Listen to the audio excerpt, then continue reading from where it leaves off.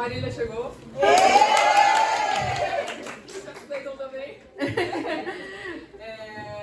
Então, estou muito feliz de ver que você está aqui hoje. Já fui muito abençoada com os seus conteúdos, é tão bom saber que as meninas também podem ser abençoadas.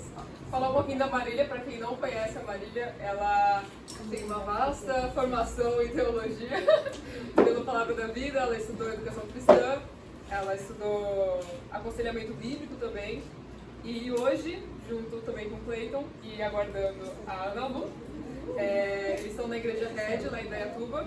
Ela está servindo hoje com educação cristã.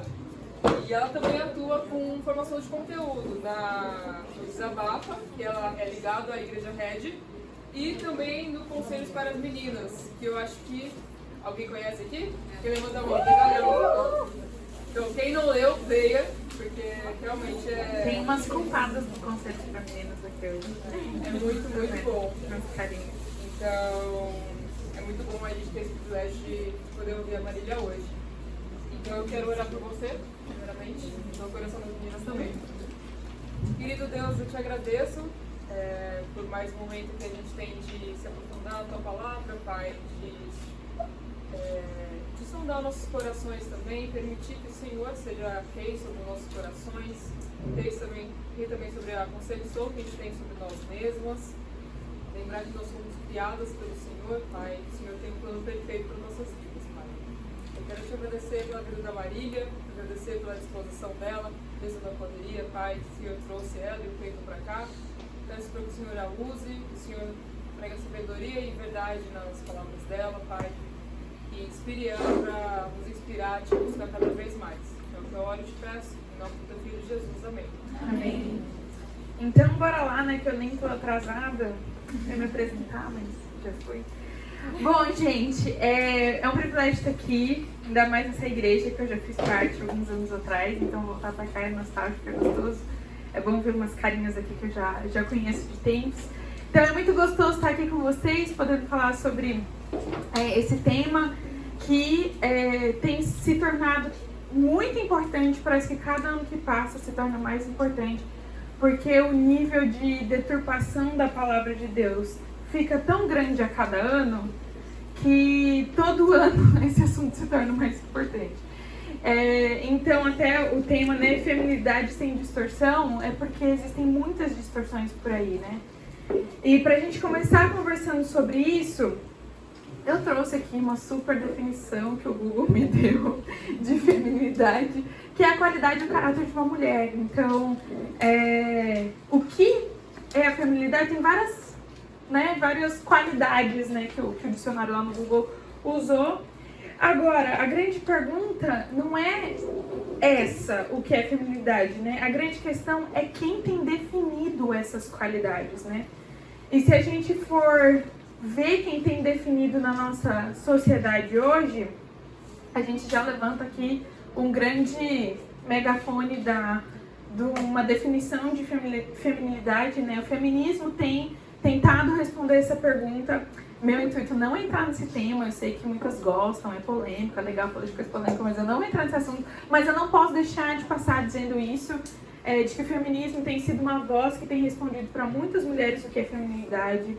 As redes sociais também, né, principalmente no quesito do nosso corpo, como a gente tem que ser, reduz a mulher, né, aquilo que ela vê no espelho. Então as redes sociais também têm ditado, nós mesmas também temos ditado o que a mulher deveria ser. A política, a gente viu aí os debates das candidatas, das duas mulheres, e elas falaram muito sobre mulher nos debates em que elas foram. Então a gente vê até a política comentando sobre isso, revistas, famosos, digitais influencers, a moda. Então nós temos ouvido muitas vozes, muitas pessoas, muitos grupos tentando definir então o que é uma feminilidade, né? Só que nós que somos cristãs, a gente sabe que não são essas coisas que deveriam estar definindo o papel da mulher ou a função da mulher ou quem é a mulher. Quem deveria estar definindo isso é Deus, e onde Ele expressa tudo isso? Na palavra. Agora, uma coisa muito triste que tem acontecido nessa era da informação é que a gente tem gastado muito mais tempo dando ouvidos ao que essas outras pessoas, esses outros grupos estão respondendo sobre essa pergunta do que propriamente a palavra. Então a gente precisa ir para a palavra de Deus, entender o que a Bíblia diz sobre isso, porque se a gente for escutar isso daqui, a gente vai piorar uma situação que a gente já tem experimentado, que tem sido uma grande confusão na cabeça da mulher. A gente não sabe mais quem a gente é. Eu não sei se foi ontem à noite, hoje cedo, eu vi aquela Boca Rosa lá, Bianca Andrade, acho que é o nome dela, né? Dando uma entrevista falando a crise que ela tá depois que ela teve filho, que por isso que ela se separou, porque ela não sabia mais quem ela é, não sei o que. Um negócio gigantesco, assim. É claro que maternidade causa isso mesmo na vida da mulher. Mas essa confusão, essas perguntas, porque você se torna ali, né, uma criança, uma vida se torna dependente de você. Mas essa confusão não está só na maternidade. A gente vê tantos adolescentes, tantas meninas perdidas, não sabem quem são, por que estão aqui, e tentam ficar respondendo. Uma pessoa que me vem à cabeça é a Demi Lovato, porque cada hora ela diz que ela é uma coisa diferente. Por quê? Porque ela escuta, nossa, isso aqui faz sentido, eu sou tal coisa. Aí passa uns meses, você vê uma outra entrevista dela, ela tá falando, não, é que eu sou aquilo lá, porque agora eu entendi que eu sou... Então é isso que vai acontecer na nossa vida, se a gente ficar procurando em lugares que não deveriam estar definindo nada sobre a nossa vida. Deveria ser a palavra de Deus. Então, quando a gente olha para a palavra de Deus, a gente vê uma verdade absoluta, e a gente precisa da verdade absoluta. Porque enquanto a verdade não for absoluta, todas as outras verdades serão verdades. Nossa, filosofia agora, mas vocês estão entendendo o que eu estou falando, né? As outras verdades vão ser verdades, e aí a gente vai ficar assim, perdido. Uma hora a gente acreditando no que a fulana falou, daqui a pouco a gente está lá, daqui a pouco a gente está lá. A gente fica perdida. Então nós precisamos voltar para a palavra de Deus. Nós precisamos entender que a palavra de Deus ela é absoluta, e ela que responde essa pergunta, então, do que é feminilidade. E é por causa dela que a gente não vai ter uma feminilidade distorcida, porque a gente vai ter a verdadeira feminilidade. Então, se nós somos cristãs, por que a gente dá ouvido, então, à palavra de Deus? A primeira coisa é que a palavra de Deus ela é superior à sabedoria humana, como diz em 1 Coríntios 3, 19 e 20, que diz: porque a sabedoria deste mundo é loucura aos olhos de Deus, pois está escrito, ele apanha os sábios na astúcia deles. E também, o Senhor conhece os pensamentos dos sábios e sabe como são fúteis. Essas opiniões alheias são fúteis. E o que não é fútil? A palavra de Deus, que ela é superior à sabedoria humana. A Bíblia também ela é verdadeira, né? O que eu estou falando aqui do absoluto, né? Como diz João 17, a tua palavra é a verdade. A palavra de Deus é a verdade, não essas outras coisas. 2 Timóteo 3,16 também diz que aquele que tudo sabe, que tem todo o poder, é o próprio autor da Bíblia. Toda escritura é inspirada por Deus, ou seja, não é um pedacinho da Bíblia que é inspirado por Deus. Toda a Bíblia é inspirada por Deus. Homens escreveram a Bíblia, mas eles foram guiados por nada mais, nada menos do que o próprio Deus. Então a palavra a Bíblia é a palavra de Deus. E ela é útil na continuação, então ali de 2 Timóteo 3,16 fala que ela não é só inspirada, mas ela é útil para o ensino, para a repreensão, para a correção e a instrução na justiça, ou seja, instrução daquilo que é o certo. Então a minha oração para mim e para você hoje, naquilo que a gente vai conversar, é que o que a gente vai ouvir aqui nos ensine, nos repreenda, nos corrija e nos instrua no caminho certo sobre a feminilidade. É isso que eu espero para todas nós aqui. Então, o que Deus diz sobre a mulher? Quais são essas qualidades que definem, então, a feminilidade? Eu vou mostrar aqui para vocês 6 qualidades que definem, então, quem nós somos. A primeira coisa é a imagem dele. Dele quem? De Deus. Então, em Gênesis 1:26 diz: então Deus disse, façamos o ser humano a nossa imagem, ele será semelhante a nós. Então, esse aqui é o momento da criação. Quando chega no último dia, então, a Trindade, por isso que está no plural aí, fala assim, então, vamos então agora criar o ser humano e a gente vai criar ele a nossa imagem e a nossa semelhança. Beleza? Vamos lá? E aí criaram, então, o homem e a mulher. E o que significa ser, então, a imagem e semelhança de Deus?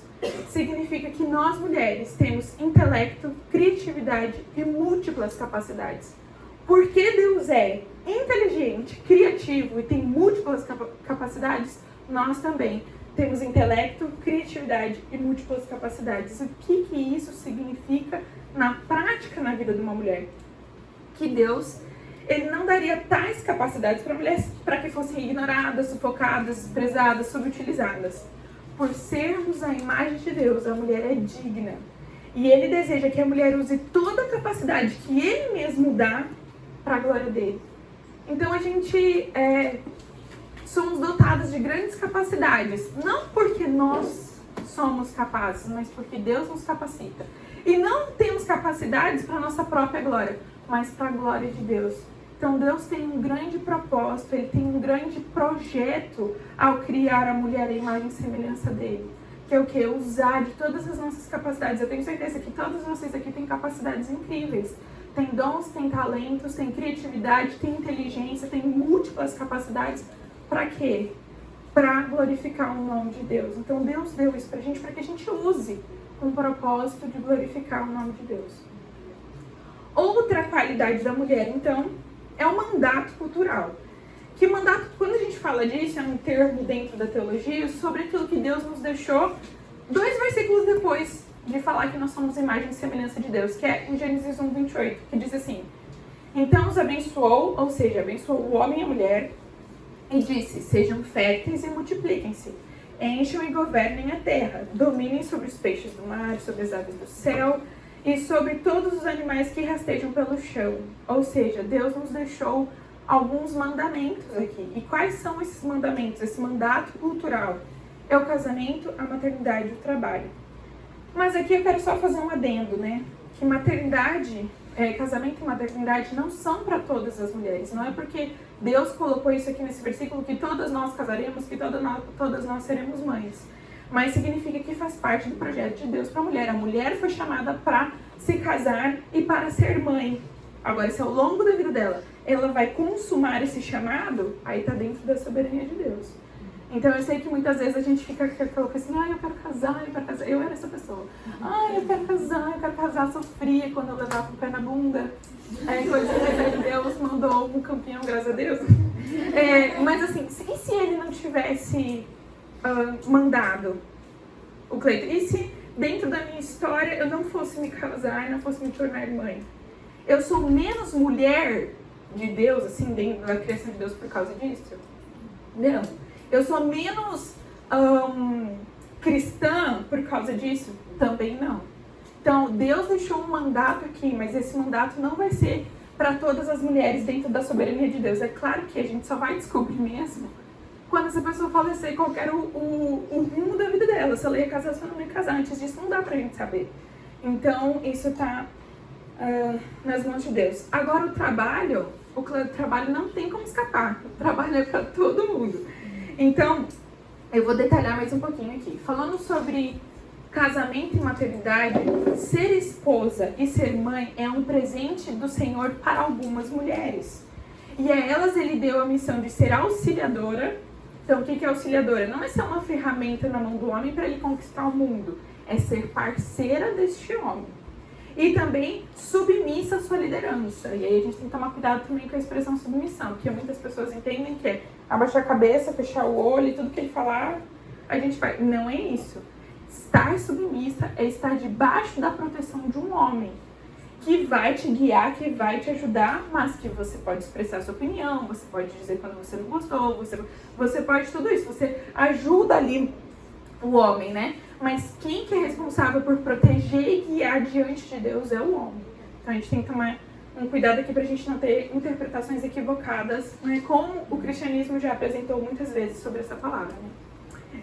E aí, junto com ele, com esse marido, trazer para as novas gerações mais cristãos para testemunharem de Deus. Ou seja, alguém se casou e engravidou, que é o meu caso. Qual que é o meu principal papel como esposa? Ser auxiliadora, submissa à liderança a ele. E como mãe, de levar meu filho a conhecer Jesus. Essa é a minha maior missão. Por quê? Porque Deus quer que tenham cristãos nas próximas gerações para que o nome dele continue sendo proclamado e sendo dito, né, pregado por ele. Então, por isso que existe esse mandato cultural aí para o casamento e para a maternidade. Agora, o trabalho. O trabalho ele é muito significativo para o cristão, inclusive para a mulher. E aqui eu sei que existe uma polêmica no meio cristão de que muitos dizem que a mulher não pode trabalhar depois que se casa. Eu tenho amigos que creem nessa linha.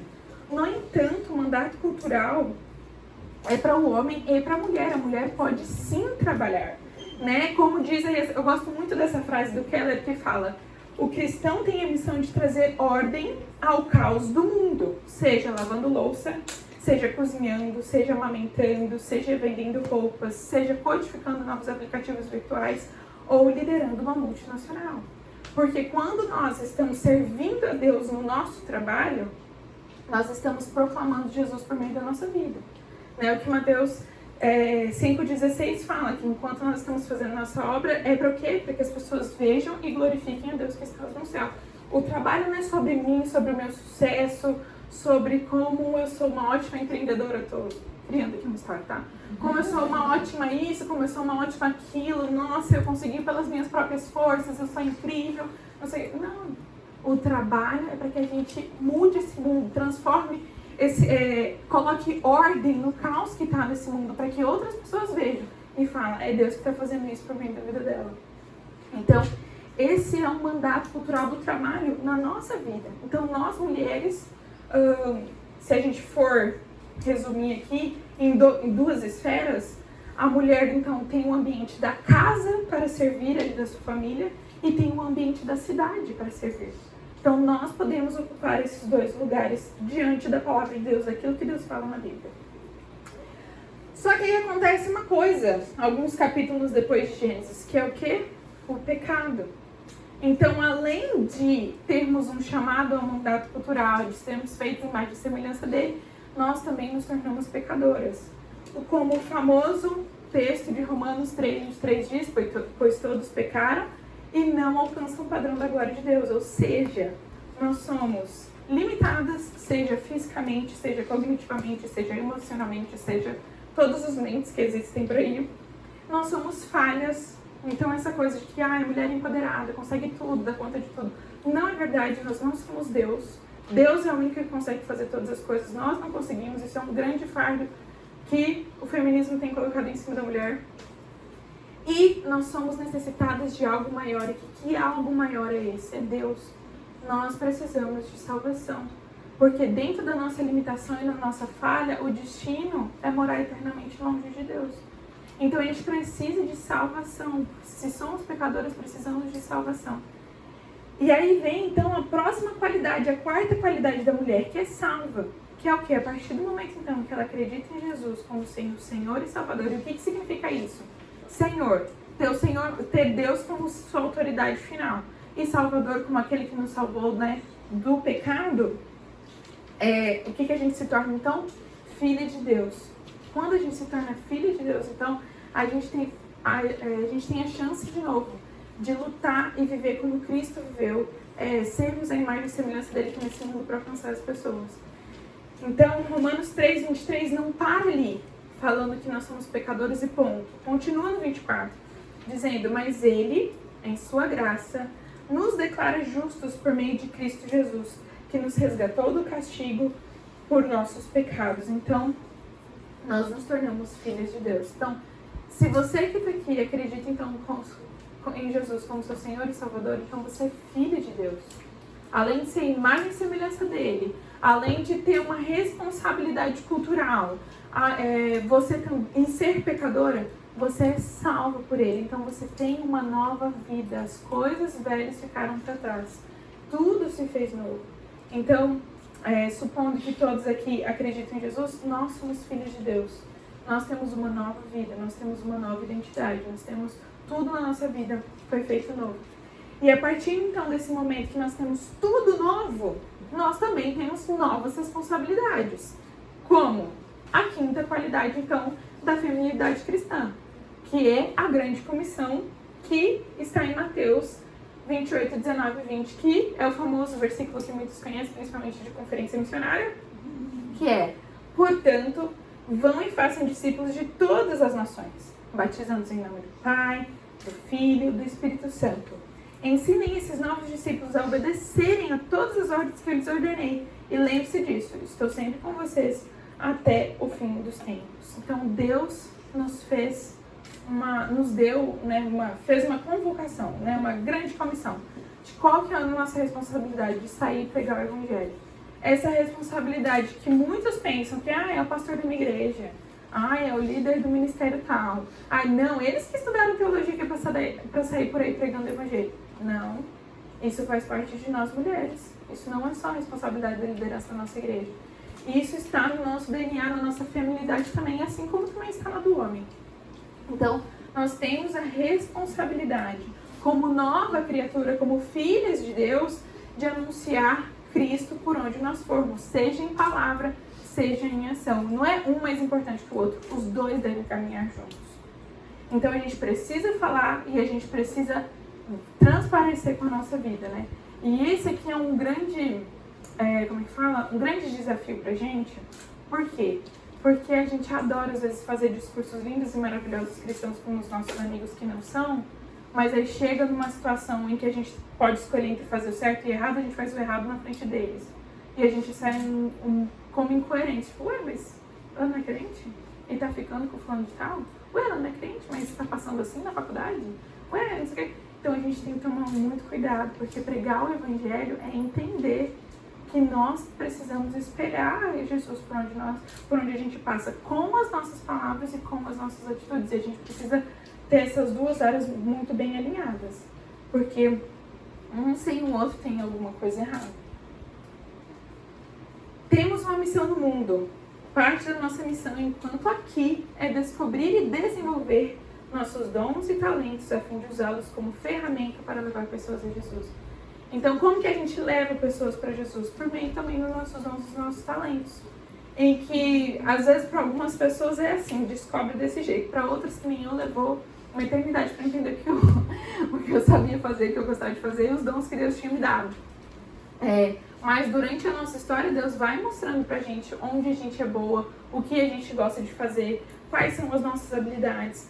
E aí a gente tem a responsabilidade, então, de desenvolver esses dons e habilidades, não pra gente gritar pra todo mundo que a gente é top lá nas redes sociais, mas é pra gente levar pessoas pra Jesus. E então, chega na nossa última qualidade, que é a edificação do corpo. O que é a edificação do corpo? É a mutualidade entre os cristãos, de ajudar um ao outro a se parecer com Jesus. Quando a gente se converte, a gente se torna parte de um corpo, parte de uma família. E nessa família temos a responsabilidade de cuidar um dos outros, para levar o outro a se parecer com Jesus. É aqui que também a gente tem uma outra grande responsabilidade, que muitas vezes a gente faz um comentário inofensivo, mas eu mais afasto a minha amiga da igreja, ajudo ela a se afastar do Senhor com os comentários que eu faço, do que eu levo ela para mais perto de Deus. Então é mais uma área onde a gente tem a responsabilidade de ser coerente. As coisas que eu falo, não é que a minha amiga tem intimidade que eu posso falar qualquer coisa. Eu tenho que tomar cuidado com as coisas que eu falo. Que eu posso afastar ela de Deus, dependendo do que eu induzir ela ali com o meu comentário. Então, é outra responsabilidade muito grande. Então, Efésios 4, 11 a 13, diz o seguinte: Ele designou alguns para apóstolos, outros para profetas, outros para evangelistas, outros para pastores e mestres. Eles são responsáveis por preparar o povo santo para realizar sua obra e edificar o corpo de Cristo, até que todos alcancemos a unidade da fé e o conhecimento do Filho de Deus. Que a fé e o conhecimento do Filho de Deus produzem e amadureçamos, chegando à completa medida da estatura de Cristo. Ou seja, nesse capítulo 4 ali em Efésios, Paulo destrinchando o que é o corpo de Cristo, né? O que é a igreja, qual que é a missão dos cristãos.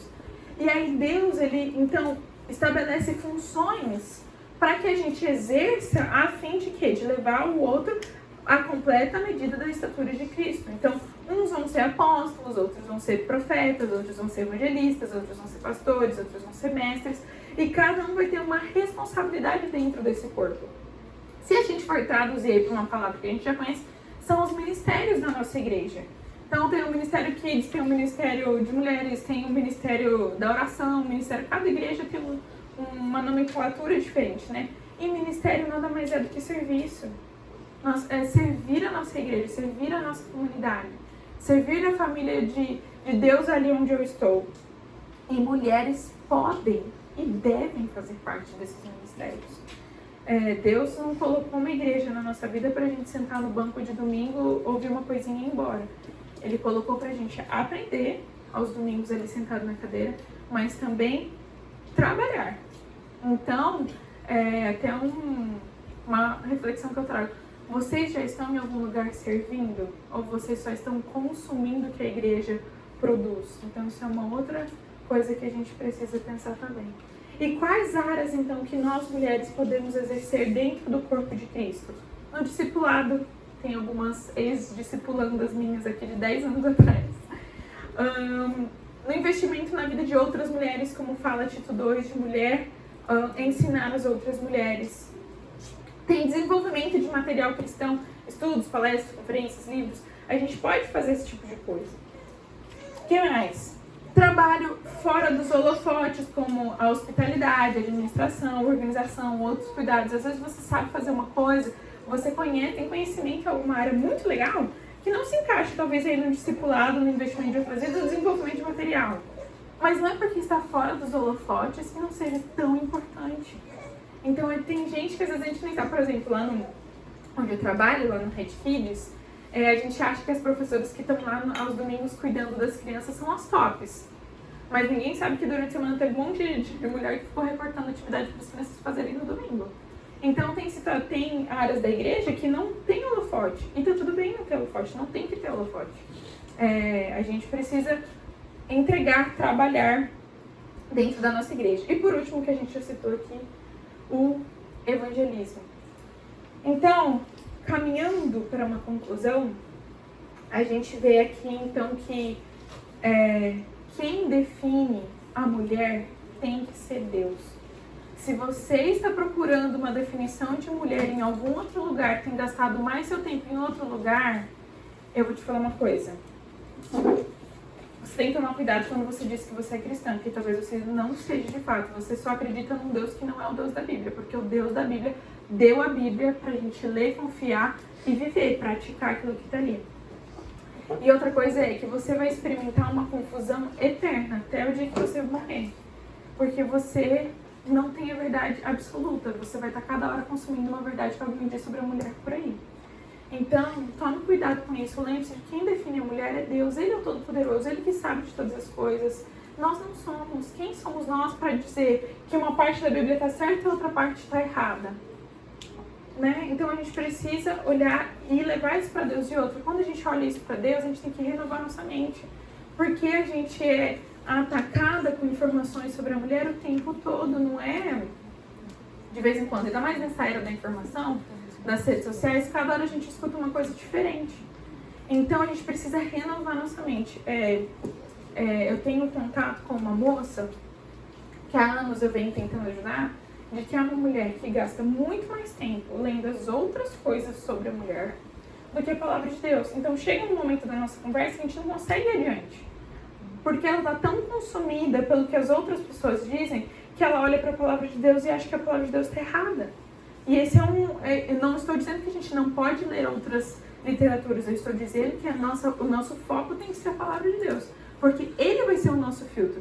Que aí quando a gente corre para outros livros que não são cristãos, que vão falar de outro jeito, a gente não vai ser captado por aquilo ali. A gente vai ter filtro suficiente para falar, opa, isso aqui que ela está falando não está na Bíblia, não é verdade isso daqui. Então, a gente precisa tomar cuidado porque a gente é levada muito fácil. E às vezes, gente, é uma frasezinha, não é nem uma definição super completa que nos convenceu. Às vezes é um negocinho que vai lá, entra na nossa mente, no nosso coração e vai ali, ó, nutrindo um negocinho. Quando você vê, você não está acreditando no que Deus está falando. Então, lembre-se disso, quem define a mulher é Deus. E é Deus quem vai capacitar a gente a exercer essas qualidades. Né? Eu sei que pregar o evangelho, mandato cultural, edificação no corpo dão um medicam na gente. A gente se sente incapaz às vezes de fazer essas coisas. Mas quem é que vai nos capacitar a fazer tudo isso? É o próprio Deus. Então Deus define, Deus dá força. Ele não só definiu e falou assim, se vira de viver isso aí que eu tô falando. Não, ele falou, não, estarei com você, eu vou te ajudar, eu vou te fortalecer. Então, ele quem dá toda a capacidade para cumprir a missão, seja em casa, na comunidade, na cidade. E para tudo isso, é Deus quem luta por nós, não é outra bandeira, não são outras pessoas, não são as digitais influencers, onde a gente gasta muito tempo lendo e vendo as coisas. É Deus. E aonde está, então, o que ele diz sobre a mulher? Na palavra de Deus. Deus deixou em sua palavra a definição da verdadeira feminilidade. E onde a mulher pode atuar como mulher, então? Em casa, na comunidade, na cidade. Eu brinco aí dos 3 Cs. Que 3 Cs são esses? Em casa, para aquelas que não só vão casar, porque solteira também tem casa para cuidar, comida para fazer, roupa para lavar. Então, são todas as mulheres. Comunidade, eu quero dizer que a igreja é no sentido de servir a nossa igreja, e cidade é o nosso trabalho. Então, são 3 áreas em que nós podemos e devemos atuar. E eu já ouvi a seguinte frase, né, de que a Bíblia, ela restringe, né, a mulher, a Bíblia limita o que a mulher faz. Porque, gente, casa, comunidade, cidade, não é tudo que a gente tem no nosso dia. Como que isso limita? Na verdade, isso nos traz um grande desafio, que é viver nesses 3 ambientes, que é viver nessas 3 esferas da nossa vida para a glória de Deus e não para nossa. Então, é uma grande responsabilidade, não limita, na verdade, abre um leque, né? E não só um leque para nós exercermos, como também de proteção, porque à medida que a gente está com Deus vivendo nesses 3 ambientes, a gente tem filtro para caminhar em terra sólida. Se a gente não tem Deus nesse percurso, são 3 áreas onde a gente vai ficar louca da cabeça, porque o mundo é mau. Então a gente vai ouvir coisas, a gente vai viver coisas que não são legais. Mas se Deus está com a gente, Ele vai respondendo as nossas dúvidas, Ele vai suprindo as nossas necessidades, Ele vai nos capacitar para ser uma mulher que mora sozinha e trabalha numa grande empresa, ou uma mãe com 5 filhos, ou uma mãe com um filho só, enfim. Então essas são as nossas áreas de atuação. Então, levando para a nossa vida prática, saiba qual é a sua real identidade. Eu sei que muitas vezes a gente se acha menos quando a gente se compara com as outras pessoas, tipo assim, nossa, fulana de tal já conquistou isso e aquilo, tem a mesma idade do que eu. Mas espera, a sua identidade está naquilo que você faz? Naquilo que você tem, naquilo que você conquistou? Então, assim, são perguntas bestinhas que às vezes durante o dia a gente entra em conflito interno e até chora. Tipo assim, por que eu não tô vivendo isso? Por que eu não tenho aquilo e tal? Mas espera, minha identidade está nisso? Vou compartilhar com vocês um dos meus motivos de choro. Gente, quando eu vejo essa mulher de biquíni no Instagram, eu fico louca da vida. Ainda mais agora com essa barriga aqui, né? É que assim, gente, eu queria ter a barriga trincada. Eu queria ter os bracinhos finos. Eu queria ter um rosto fino. E aí, várias vezes, e meu esposo sabe disso, que é ele que me consola depois, eu tô me reduzindo a um corpo. Então a gente fica sendo tentado a colocar nossa identidade em outras coisas o tempo todo. Então a gente precisa lembrar onde está a nossa identidade. Onde está a nossa identidade é a nossa feminilidade cristã que Deus criou, que é a imagem dele, que é pecadora, que é salva, e que é participante do mandato cultural, da grande comissão e da edificação do corpo. Então a mulher é um pacote completo e lindo. A gente tem muitas coisas para fazer, muitas coisas muito legais para fazer ao longo da nossa vida, que são incríveis. A grande questão é que a gente fica mais batendo martelo na nossa cabeça, na nossa felicidade, do que olhar para isso e falar assim, cara, que grande oportunidade eu tenho como mulher. Então eu vou fazer isso, isso, isso, isso e aquilo. Enfim, né? Então, além de saber, conheça as suas esferas de atuação. Então, saiba que você não está restrita a uma esfera. Você pode exercer na sua casa, na sua comunidade e na sua cidade, ou em várias ao mesmo tempo. Hoje eu exerço as 3, mas daqui a alguns meses não vai dar mais. Mas assim, todas nós podemos exercer e podemos perambular nessas 3 esferas, né? Então temos grandes oportunidades aí.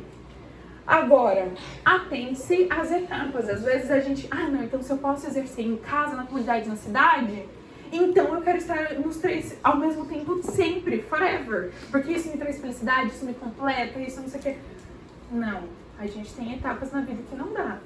Na época em que eu morei 4 anos sozinha, antes de me casar, depois que eu saí da casa dos meus pais, naquela fase, gente, eu não tinha hora pra voltar pra casa. Eu não tinha grandes responsabilidades com alguém, né? Então eu tinha muita liberdade de sair, de fazer um monte de coisa, de ajudar, de fazer as coisas de casa, de fazer as coisas da igreja, de fazer 10 mil coisas da igreja ao mesmo tempo, de trabalhar e tudo mais. Mas hoje eu posso e ainda estou nas 3 esferas, mas tem alguns momentos que eu preciso limitar uma coisa ou outra porque eu tenho uma prioridade maior que é o meu casamento. Então, quando eu vou montar a minha agenda da semana, eu preciso olhar e falar assim, pera, eu tenho isso da igreja para fazer, tenho isso do trabalho para fazer. Então, onde vai ficar minha família aqui? Né? Como que eu priorizo minha família aqui? E aí eu vou organizando ali a minha agenda da semana. Quando a Ana Lu nascer, daí talvez eu não consiga ficar na cidade. Talvez eu vou ficar só na comunidade e em casa. Isso é um problema? Isso não é um problema. Na verdade, isso é libertador. Porque quando a gente acha que a gente precisa estar em todos os lugares ao mesmo tempo, a gente fica maluco e a gente se sente menos mulher e a gente sofre, não sei o quê. Mas entender que são etapas de vida que uma hora vai passar, minha filha não vai ser recém-nascida para sempre e eu vou poder voltar para as esferas que eu gostava, tá tudo bem.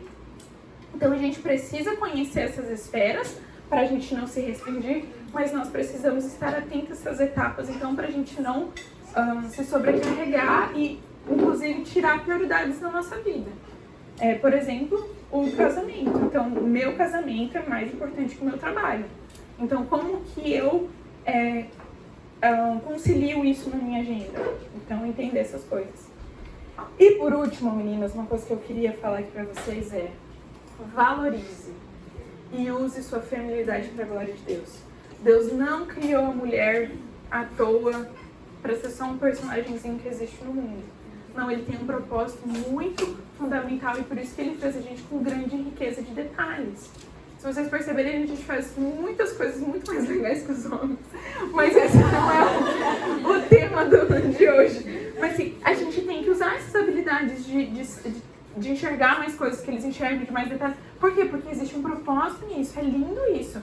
Um corpo gerar outra vida, gente, isso é lindo, isso é maravilhoso. Então, Deus nos fez com características específicas porque nós somos importantes. Essas características são importantes, a gente precisa valorizar isso e usar isso. A nossa casa precisa de mulheres que amam a Deus, a nossa igreja precisa de mulheres que amam a Deus, a nossa cidade precisa de mulheres que amam a Deus. Então, encerrando o que a gente está conversando aqui, a minha oração por mim, por vocês, até pela minha filha que tá vindo aí, é que a gente saiba que a nossa feminilidade é um presente de Deus, que a gente precisa valorizar cada detalhezinho e usar isso para a glória de Deus, porque tudo isso é muito importante. Então, ser mulher não é ser reduzida, como muitas pessoas falam aí. Ser mulher não é ser qualquer coisa, não é ser menos isso, menos aquilo. Não, ser mulher é uma coisa incrível. Até a nossa fragilidade comparada com o homem tem propósito. Estou falando de fragilidade física, nós somos mais fracas que os homens. Tudo isso tem um propósito, nada disso é ruim. Gente, como eu fico triste quando eu vejo esses comentários. Nossa, mas você vê como a mulher sofre, ela menstrua todo mês, isso é horrível, não sei o quê. Gente, Deus tem um propósito na nossa menstruação, Deus tem um propósito quando a gente fica louco uma semana no mês, entendeu? É difícil, eu concordo, meu marido também concorda que é difícil. Eles pediram paciência, daí Deus deu a menstruação e a TPM pra gente. Pra eles exercerem, né, desenvolverem isso. Então, Deus tem propósito nessas coisas, então não falem mal do corpo de vocês, nem da menstruação de vocês. E eu que tô falando do parto, eu tô morrendo de medo do parto, mas, gente, Deus fez o parto, senão ninguém aqui estaria aqui, independente de como ele né, seja cesárea, seja normal, enfim, graças a Deus pelo parto, entendeu? Então, assim, a gente não pode, a gente tem que renovar nossa mente e valorizar essas características na nossa vida. Porque Deus nos fez assim, meu marido nunca vai saber o que é parir. E ele tá feliz com isso, né? Mas enfim, são características especiais, assim como os homens têm as características especiais deles, que também foi dada por Deus e que eles também têm que valorizar e usar para a glória de Deus.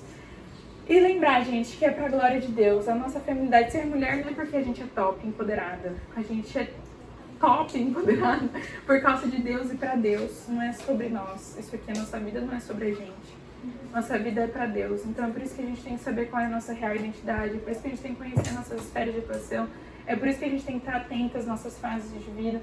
Para que em tudo isso a gente valorize as características que Deus fez e não só isso, use para a glória dele. E é isso, eu gostaria de orar com vocês, para a gente finalizar. Deus, eu quero te agradecer muito por esse dia, por essa oportunidade de mais uma vez olharmos para a tua palavra e vermos quem nós somos, Pai. Nos ajude no dia a dia a entender que existem muitas vozes na nossa cabeça dizendo quem nós somos, mas elas muitas vezes não estão coerentes com a tua palavra. Nos ajude a olhar para a tua palavra, confiar na tua palavra, obedecer a tua palavra, para que a gente experimente a verdadeira feminilidade que nós encontramos no Senhor. Ajude cada menina aqui. Eu sei que ao longo da nossa vida a gente vive várias crises, vários medos, várias coisas, mas com o Senhor a gente pode passar por tudo isso. Nós podemos ser mulheres fortes, mulheres capazes por causa do Senhor na nossa vida, e é isso que eu oro por cada mulher que está aqui, Deus. Nos ajude nesse desafio que é filtrar as vozes que a gente escuta todos os dias e nos deleitar na tua palavra para lembrarmos de quem nós somos no Senhor. É isso que eu te peço por mim, é isso que eu te peço por cada jovem aqui, em nome de Jesus. Amém. Amém. E aí, só para acabar, gente, quem quiser saber mais sobre esse assunto, tá? Tem aqui 2 livros. Ela, a imagem dele é muito legal mesmo, porque pega várias qualidades da mulher e desdobra na nossa vida, é muito legal. E esse Empoderadas acabou de ser lançado, é do Conselhos para Meninas, foi uma amiga integrante da nossa equipe quem escreveu, 2 delas na verdade, e eu trouxe à venda, tem poucas unidades, então quem quiser comprar está ali atrás. Ah não, tá lá no... Aí ó, tem um lá atrás para vocês verem. Na livraria do Novo Tempo. Fechou? Fechou. Gente, eu queria, antes que a gente encerrar, queria saber se alguém... A gente tem um chorinho aí, tipo, uns 15 minutos, porque a gente começou mais atrasado. Então eu acho que essa é a liberdade para poder conversar aqui. Eu queria saber se alguém tem alguma pergunta sobre o que a gente conversou aqui, sobre o que a Marília apresentou. Ou o pessoal, que não seja bem. Não? Ninguém? Eu tenho. Eu queria perguntar sobre... Ai, meu Deus. Eu vou falar não sei. Não. Eu vou falar, pergunta pro seu pastor, não. Perguntar pro seu irmão. Na verdade, eu vejo muito relacionado a palavra descrição e modéstia em relação à aparência da mulher e às vezes até as atitudes. E eu queria saber contigo mais ou menos a definição. Às vezes a gente pensa assim, uma mulher modesta, uma mulher discreta, é aquela mulher que ela fala menos, ou só usa roupas básicas, não mostra nada, enfim. E eu queria saber assim, queria entender melhor o que é ser uma mulher com discrição, uma mulher com modéstia, humildade, mansidão. Olha, a questão da vestimenta está atrelada a, mas tem muito mais a ver com humildade no nosso coração do que qual roupa a gente coloca. Se ela é preta ou se ela é pink, entendeu? De ser mais chamativa. Porque a gente gosta de aparecer, a gente gosta. Então, às vezes, a gente nem tá... A gente tá com uma roupa discreta, mas totalmente com a intenção dentro do nosso coração de sermos... que as pessoas nos vejam. Então, é muito mais uma questão de coração do que uma questão que é vista pelas pessoas. É claro que o que a gente coloca vai refletir no nosso coração. Mas isso tem muito mais a ver com o nosso coração, com a humildade do nosso coração. Então, ser discreta não é ser calada, não fazer isso, não fazer aquilo. É ser humilde diante de Deus, prestando atenção no que eu falo, como eu falo, porque eu falo. Por que às vezes eu sou espalhafatosa? Às vezes é espalhafatosa só porque é a personalidade da pessoa, mas às vezes espalhafatosa é porque quer chamar atenção. Então isso tem muito mais a ver com o coração do que o que você vê por fora, mas continuando, o que a gente vê por fora muito reflete do que está dentro. Então não sei se eu respondi a sua pergunta, mas é muito mais uma questão de coração do que uma questão daquilo que a gente vê no espelho. De humildade diante de Deus e das pessoas, de sempre colocar os outros acima da gente mesmo. Obrigada. Não ajudado. Então ninguém tem perguntas, né? Eu tenho. Ai, meu Deus. Aê. Fala isso, eu tô nervosa. Polêmica ainda, né? Ah, não, meu Deus, não sei. 15 minutos. Não, mas é mais pra ser mais fácil mesmo, porque eu muitas vezes não consigo explicar 100% para as minhas amigas, por exemplo, que não são cristãs, a questão da submissão, né, da mulher. É difícil. Bem difícil. E aí, às vezes, eu não sei, tipo, se eu realmente insisto ou se eu só deixo e falo, sinto muito, é isso aí, vou orar por você. Não, assim, a gente precisa saber responder essas coisas, porque, infelizmente, parte do cristianismo respondeu essa pergunta de forma errada por muito tempo. Então existem mulheres que, tipo assim, o marido tá cometendo pecado e ela não exorta o marido porque ela não pode, só ele que pode me exortar. Sim. Isso não tá na Bíblia, entendeu? Então é importante a gente saber a resposta. Agora, quem não acredita em Jesus, não tem o Espírito Santo dentro de si, não vai fazer sentido muitas vezes, nem a explicação mais certa e bem definida do mundo, né? Com a Bíblia. Então, você pode tentar explicar e tudo mais, mas no final das contas quem vai convencer aquela pessoa é o Espírito Santo. Então, se ela não tem, às vezes é um diálogo à toa, assim, sabe? Então é sentir muito do momento, assim, sabe? Será que eu tô num momento aqui que tá valendo a pena falar isso? Será que não? Será que, né? E aí muito de sentir o momento, sentir o porquê que a pessoa tá perguntando, porque tem gente que pergunta não porque quer saber, só porque quer atacar, quer expressar a opinião dela. Então ter esse discernimento ali e sim estudar. Porque realmente esse termo não é fácil de ser entendido e nem de ser aplicado. Às vezes nós que conhecemos o sentido correto, às vezes na prática, no dia a dia, fica meio confuso. Tipo, ai meu Deus, até que ponto eu posso falar isso, até que ponto que não. A gente fica meio perdido às vezes. Então, a gente precisa estudar. Mas submissão é o confiar que Deus colocou, tipo como que chama? Um escudo na nossa frente. Então, Ele tem a responsabilidade de levar as pedradas dentro do casamento. Ele que tem a responsabilidade de cuidar da esposa. Então, isso é questão de submissão, não é uma questão de não posso falar nada, não posso fazer nada, não posso exortar meu marido se ele estiver pecando. Não é sobre isso. É sobre ter um escudo na nossa frente, cuidando, guiando a nossa família, liderando a nossa família. Então, tem momentos em que a gente precisa assim falar, não, ele está entendendo isso, eu expresso uma opinião, eu falo, tá, mas ele está entendendo o contrário de mim, então talvez eu que estou errada. Então, dá a oportunidade de cogitar isso, de se questionar, será que eu que estou errado? Às vezes não tá, às vezes é o marido que está mesmo, e as coisas que se desdobram são ruins, e vocês juntos vão ter que reconstruir. Tipo, nossa, a decisão que tomou não foi a melhor. Mesmo que na hora... Porque tem questões no dia a dia que não tem certo e errado. Tem umas que são coisas que são óbvias, tipo assim, posso ficar bêbado e não posso?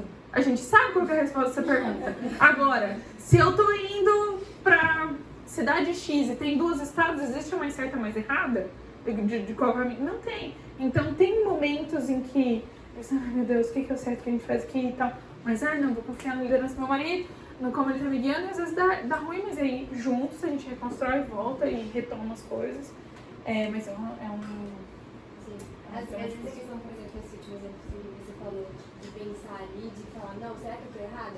Às vezes é muito mais ser cristão do que realmente a questão da mulher, né? Porque aí entra muito mais a humildade também, né?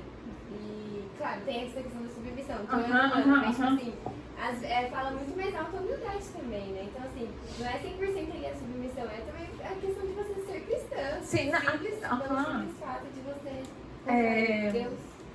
E ó, eu vou falar uma coisa pra vocês, porque eu acredito muito nisso.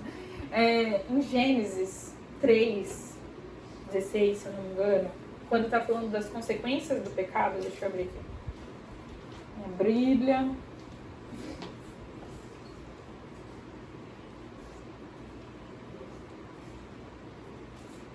Gênesis 3:16. Deixa eu ver se é isso mesmo. Falando das consequências do pecado. Então, a mulher, ele disse. Então, Deus falando ali a consequência para a mulher. Farei mais intensas as dúvidas da sua gravidez. Em sua dor você dará a luz. E aí ele termina falando, e seu desejo será para o seu marido e ele a dominará. O que esse versículo quer dizer? De que a mulher sempre vai tender a querer mandar o marido. E o homem, qual que é a tendência dele? De dominar a mulher. Então, desde Gênesis, das consequências do pecado, Deus já tinha revelado isso pra gente. De que a mulher vai ter a tendência de querer passar por cima do marido e o homem de dominar a mulher. Então, nós mulheres, querendo ou não, dentro de nós existe uma feminista. Em todos nós fazemos, porque a gente quer sim ter mais razão, a gente quer sim achar que a gente sabe mais as coisas. Uma das frases nessa fase de grávida que eu tenho escutado muito é tipo assim, não, mas eu que fiquei aqui 9 meses com o neném na barriga, eu que pari, eu que fico com ele o dia inteiro, você não sabe nada sobre o nosso filho e não escuta a opinião do marido sobre alguma decisão do dia a dia com a criança. Então, isso não é um tipo de palavreado que se deve ter com o marido. Não estou dizendo que mulher não passe mais tempo, passa mais mesmo. Mas às vezes a opinião dele é a que tá certa. Não é porque eu conheço mais meu filho que eu não vou escutar o meu marido. Então a gente tem essa tendência no coração de achar argumentos até que faz sentido, tipo esse que eu passo mais tempo com meu filho, pra não ouvir o marido. A gente tem essa tendência de achar que a gente é melhor, que a gente sabe mais, que a gente tem mais razão. Então a gente tem que tomar muito cuidado. Eu acho que é por isso que talvez Deus tenha colocado a liderança na mão do homem. Não sei. Mas porque a gente se acha. E a gente já percebe isso no nosso relacionamento com os nossos pais. Aí, quem quer ouvir o que o pai fala? Ninguém. Eu sei muito mais que meu pai, que tem 70 anos. Então, esse coração rebelde de eu sei mais do que todo mundo está no coração da mulher desde Gênesis 3:16. Sobre essa questão do pai, eu tenho muito problema com isso. Porque eu sou igualzinho ao meu pai. Então, ser submissa a ele é um problema muito grande pra mim. Não no sentido de, tipo assim, ele fala, não, você não pode. Ok, não escuto. Mas a questão do ser a mulher, por ele ser um pouco mais velho e ele pensar muito diferente de mim, principalmente no quesito roupa. Porque, e agora contando uma experiência pessoal, eu sou atleta, então 90% do meu dia eu tô com roupa de treino.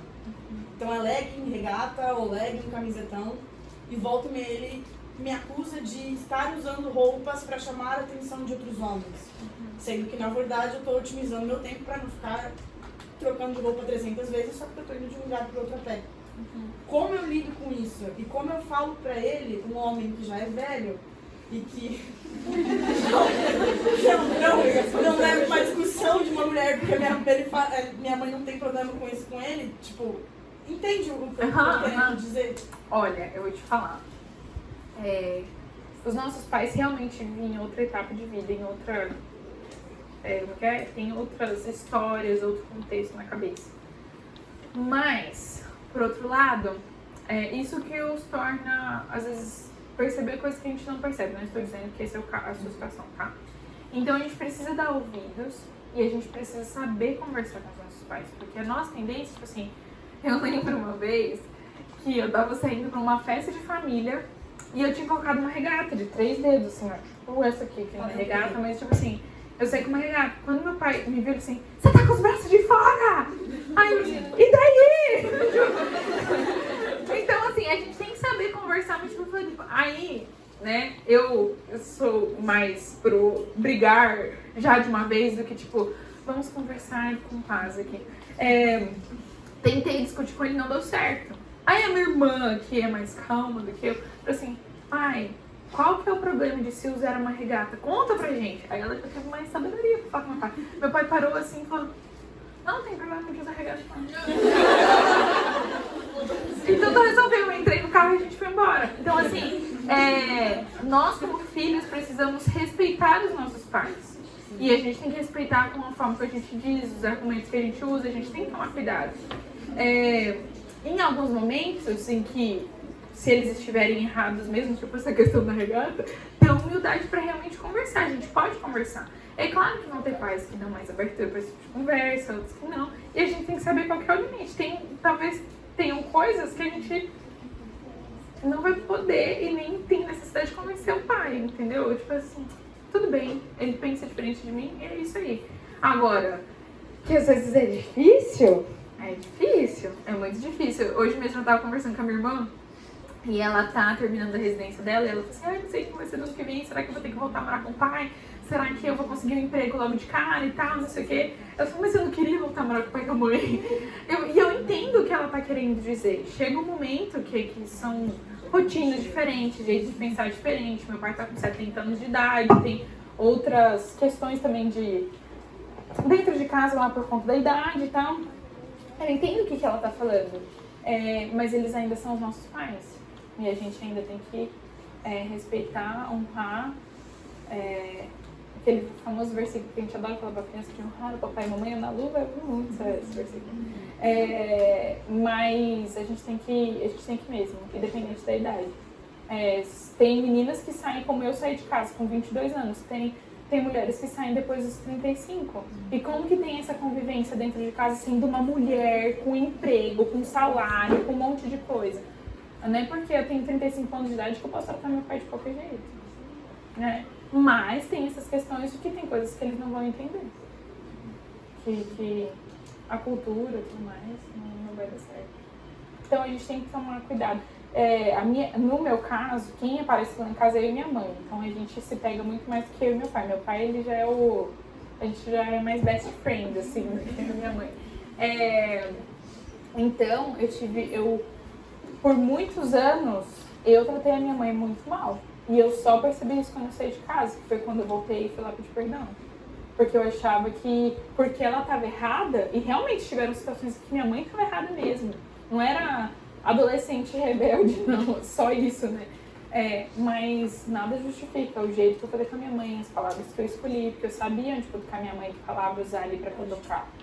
Então, a gente tem que equilibrar os pratos aí de respeito, mostrar algumas coisas e entender que tem hora que não vale a pena. Assim, não, ele não vai entender, tá tudo bem. Não vai mudar a cabeça, não. Não, ele tá no mundo de alguns anos atrás ainda. Muitos anos. Então, não dá. Até pelo fato de nossos pais se mostrarem muito amigos. Por exemplo, lá em casa, eu tive que me controlar muito com isso. Porque pra gente xingar é muito fácil. No sentido de, tipo assim, meus pais, eles são muito parceiros, muito ali. Só que esses dias meu pai falou que eu sou insuportável. Daí eu virei pra ele e falei, cara, eu sou uma mistura de você e da minha mãe. Se você é minha mãe, você não se aguenta. E aí, tipo, ele ficou triste com isso, porque eu falei pra ele, só que eu falei a verdade. Daí eu tive que pedir desculpa, mas ele tinha me magoado, então ficou toda essa... Então é aquele negócio de entender que por mais que eles se mostrem amigos, a gente não pode tratar no olho, assim, não. Tipo, medir as palavras por mais que estejamos mortas de raiva por dentro. Vou te contar uma experiência que eu passei esse ano. Uma amiga, muito amiga, chegou pra mim e falou uma coisa, que eu não vou expor, mas era uma verdade. Ela não tava dizendo nenhuma mentira. Mas existem verdades que a gente não precisa falar. É verdade, é verdade. Entendeu? A gente não precisa falar. Tem coisas que a gente pode guardar pra gente. Agora, tem coisas, por exemplo, se é sobre pecado, então eu preciso falar, porque é minha responsabilidade levar meu irmão pra mais perto de Jesus. Então eu preciso falar, não, olha, isso não tá certo. Agora, tem coisa que não vai afastar ela, não vai nem trazer ela pra mais perto de Jesus, mas é uma verdade. Mas não precisa falar, porque na intenção, às vezes, de machucar o outro, a gente diz verdades pra machucar. Essa é a finalidade do negócio. Então, tem coisa que a gente pode deixar pra lá. Guardar pra gente. Mesmo que na hora do... Vamos ver, é difícil. Mas a gente tem que se segurar. Mais alguém? Então. Eu posso entrar na polêmica? Pode. Nós, como cristãos, a gente tem um chamado social também. Por mais que às vezes dá vontade de se isolar do mundo e ficar vivendo assim numa comunidade, não dá. A gente tem que se relacionar com outras pessoas, interagir com o mundo. E nem sempre o mundo é um cenário legal para as mulheres. Assim. Acontecem muitas injustiças, enfim. gente sofre muitas coisas por sair na rua, assim. E aí eu quero voltar para uma frase que estava no slide, assim, que é Deus luta pelas mulheres.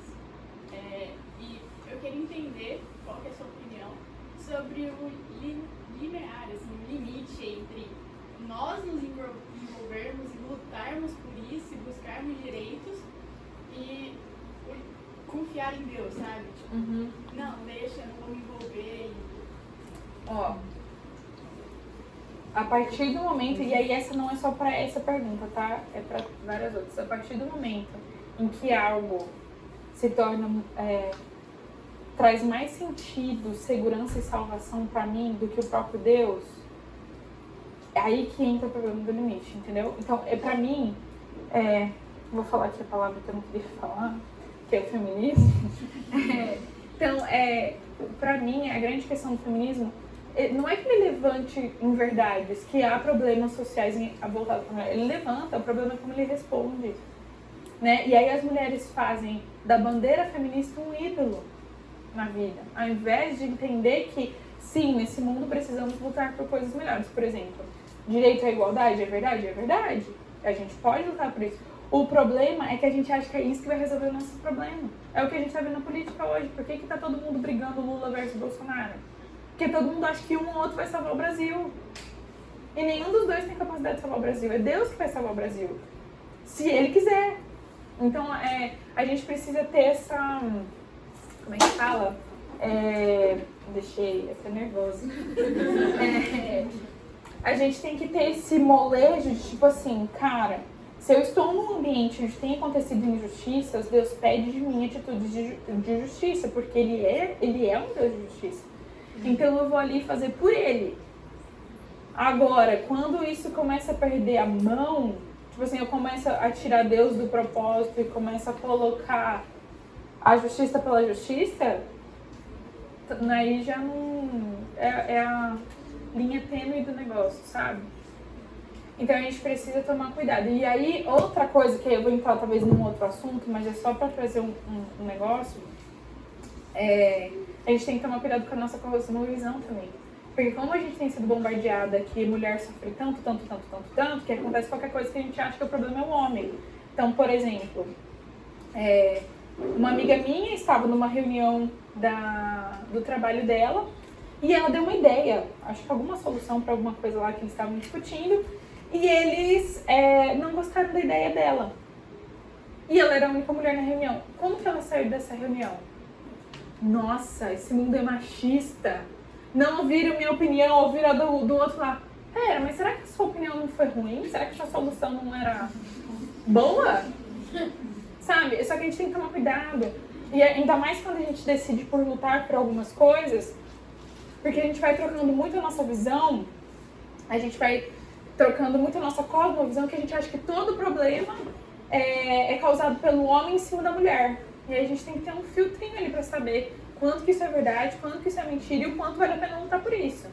Porque, e deixa de valer a pena quando a bandeira se torna mais importante do que Deus. É claro que no dia a dia não é tão simples responder isso, né? Que às vezes a linha é tão fina ali que a gente não sabe exatamente que lado que a gente tá. Mas aí que tá o Espírito Santo pra gente orar e pedir pra Ele nos mostrar.